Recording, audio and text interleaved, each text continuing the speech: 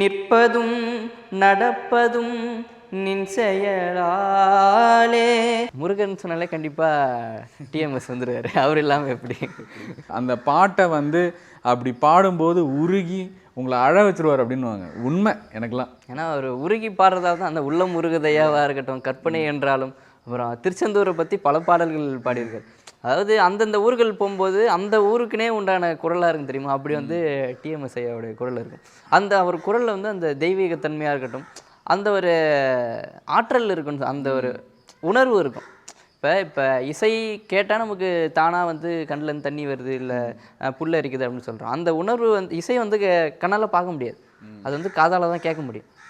அப்படி அந்த காதால் அந்த உணர்வு வந்து எப்படி நமக்கு வருது?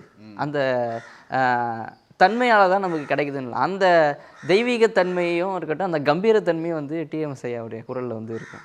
அவர் பாடின பாடல்களில் உங்களுக்கு பிடித்த பாடல்கள்?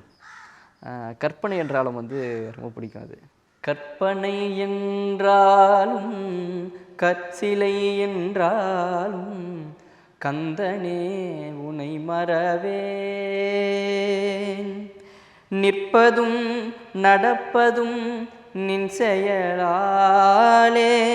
நிற்பதும் நடப்பதும் நின் செயலாலே. நினைப்பதும் நிகழ்வதும் நின் செயலாலே. நினைப்பதும் நிகழ்வதும் நின் செயலாலே.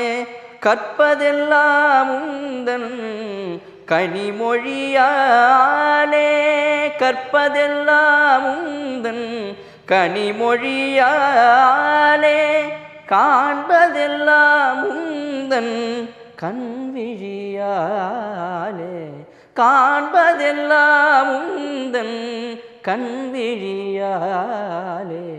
கற்பனை என்றாலும் கற்சிலை என்றாலும் கந்தனே உனை மறவேன்.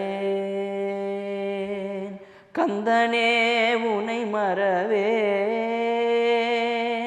கந்தனே உனை மறவேன். ஆக்சுவலாக இதுதான் வந்து வாலி சார் வந்து ஃபஸ்ட்டு எழுதின பாட்டுன்னு அவர் சொல்லியிருப்பார். ஸோ ஒரு போஸ்ட் கார்டு வந்து ஒரு லிரிக் ஷீட்டாக மாற்றின அதிசயம்லாம் வந்து அங்கே தான் நடந்துச்சு.